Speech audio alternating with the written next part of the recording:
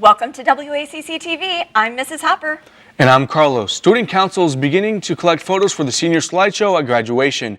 Seniors, you may send one baby photo as well as a senior picture or a current photo of you with your friends. Please email Sophie Olson at sophieolson18@warsawschools.org with your photos as well as your preferred name. The deadline to get your pictures in is next Friday, March 30th, so don't wait. If you do, your picture will not be included in the graduation slideshow. If you haven't already heard, the data match forms are in. You can purchase your results for $2 during any lunch shift, or you can stop by Mrs. Moss's room, R150, before or after school. Don't miss out on the fun. Buy yours today. Before we leave for spring break, Ryan and Sarah Hall are coming to speak with us.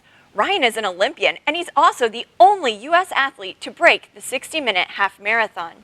Last year, he competed in the World Marathon Challenge, running 7 marathons on 7 continents in 7 days. That's really impressive. I don't think I can run that much in that short of time, but I sure would enjoy the travel.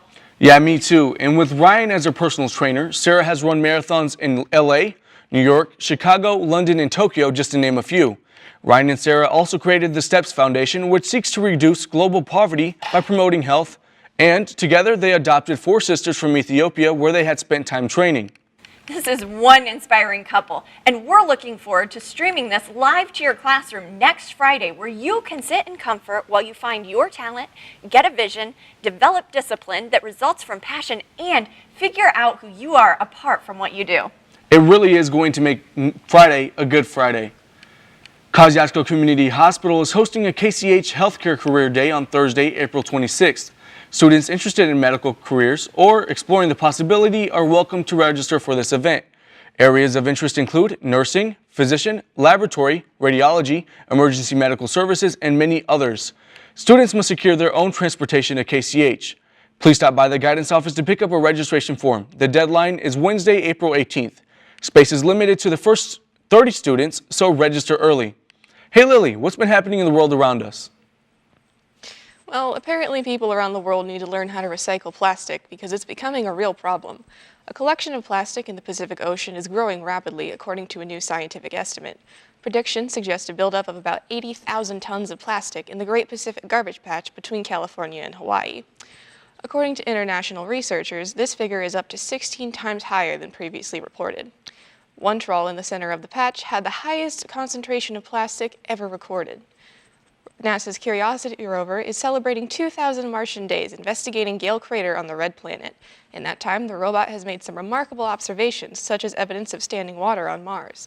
The Curiosity rover has also gained a reputation for taking a lot of selfies on its journey.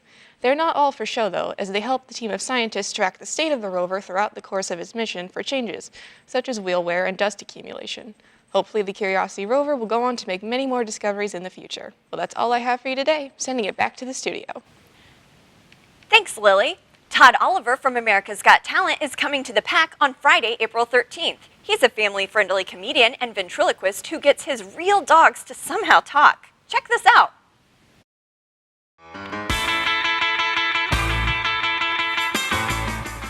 What kind of doggy are you? Half pit bull, half retriever. What does that mean? And these I'll rip off your leg and bring it back to you. My wife looks at me, she says, I can't wait for the baby to start talking. I said, no problem, babe, I'm a ventriloquist. What do you want the kid to say? Beyonce, yeah, and me and her got a lot in common. Like what? We both took a bite out of Jay-Z. She got famous, I got fixed. Thank you. Oh my goodness, I love my dog, but I'm not sure I could get him to sit still that long to do that. Yeah, that's what I'm saying. I mean, my dog's won't even like shake my hand. The show starts at 7 p.m. on April 13th. Tickets for students are $10 and $18 for adults. Staff members can use the promo code WCS when checking out to get a 25% off their orders. Tickets can be purchased by contacting Lori Owens in the box office or by visiting warsawpac.org. This is going to be an exciting show that you won't want to miss. Hey Tona, how's that bracket of yours? Luckily, I have 7 teams left, and they all are playing tonight. Last night was crazy, with Loyola winning again in dramatic form, Florida State also beating Gonzaga by 15 points, and Kansas State barely sliding by with a win over Kentucky. Michigan had their way with Texas A&M by beating them by 27 points. If you thought last night was crazy night, Well, it's not even over yet. West Virginia will take on Villanova in an all-out battle. But will West Virginia have enough energy to knock off the top Cats? Then it's on to the biggest and most anticipated game of the night for most of us, Purdue versus Texas Tech, a showdown that nearly everyone is waiting to watch. What about you guys? Man, I don't know. I'm really hoping that Purdue can pull this off tonight, especially with Haas being out still. I love Purdue, but we'll have to see. Yeah, it'll definitely be tough, and I mean, but in the end, it won't really matter because, you know, Duke's going to win the whole thing. No. Villanova is who I picked. I want to win my bracket challenge, so Villanova is definitely who it's going to be. Yeah, sure. Well, I guess we'll just have to see what happens tonight. Speaking of competitions, on Tuesday, 210 students attempted 6 questions on the Indiana Math League contest. A top score of 3 out of 6 was earned by seniors Chasen Matson, Evan Monsma, and Caleb Warner, sophomore Joshua Fisher, and freshman Sam Lecklichner. Congratulations to all the students who participated this year. And while we're on the topic of questions, Juan went to trivia night. Here's a look. I'm Juan from WACC TV, and I took a trip down to quiz night to see what's that all about. Yeah, I think this was a really good event, Trivia Night. It's kind of different than something we've done in the past. We've done a lot more sport-oriented, kind of more competitive in that athletic way event. And so I think this was a really good event to get other students that maybe have other interests involved in Riley. Would have been nice to have a few more students here, but the students we did have come tonight were super enthusiastic. We also had a teacher team. They rightly named their team Teachers Rule, Students Rule, so that was kind of a lot of fun, and they were kind of bantering back with our students. So just another way to get kids kind of aware of what we're doing. Riley Children's Hospital is always about the children, but how is it good for them?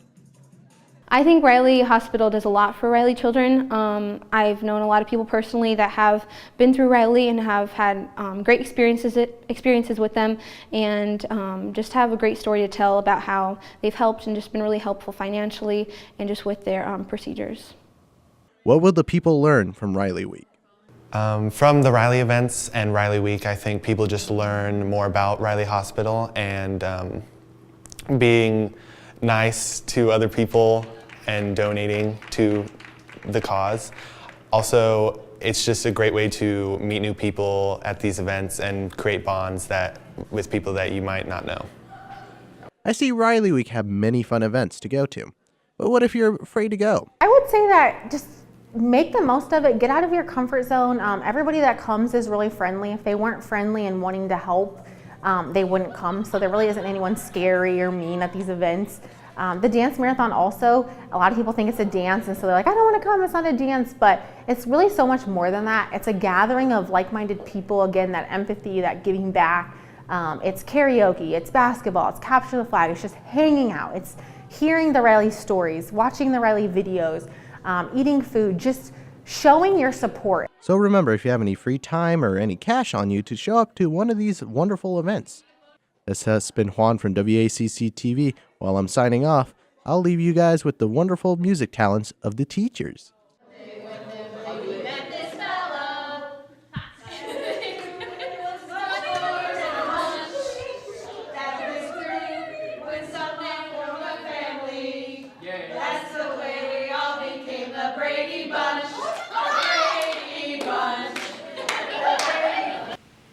Remember that the dance marathon is tonight.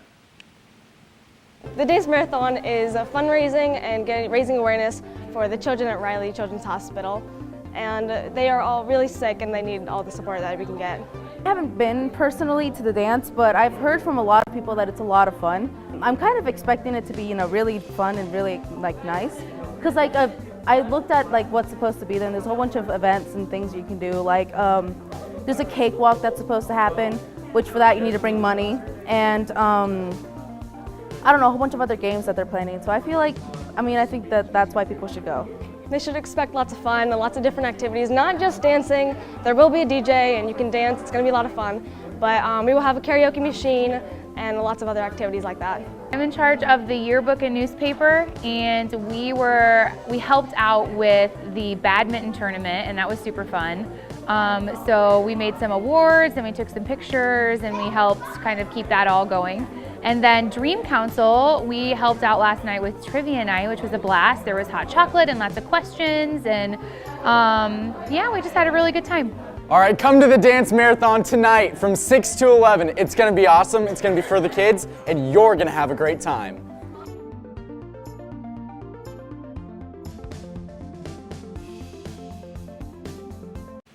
You'll definitely want to check that out. Absolutely. And don't forget that we have e-learning tomorrow. Surprise your teachers by turning it in on Saturday and give them some fun assignments to grade for the weekend.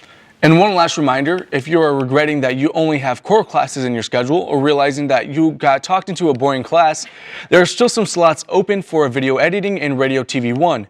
Use your creativity and get to do some hands-on learning in video editing as well as Radio and TV 1. I'd love to have you in class, so make that schedule change today. You'll eventually be able to make cool videos like this question of the day.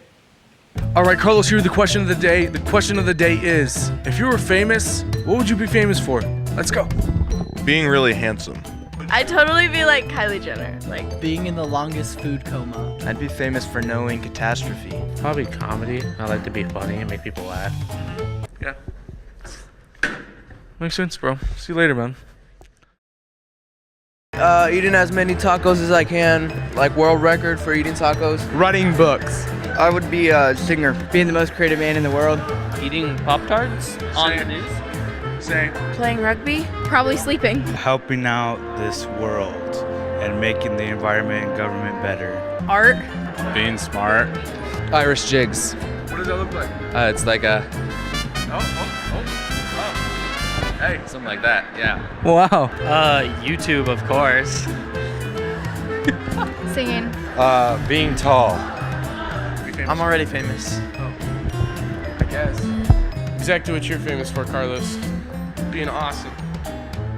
Like writing a book. Something like nonfiction, like a research book. All right, this has been Carlos for your question of the day. Adios. Well, that's all we have for you today. We'll see you back here on Monday.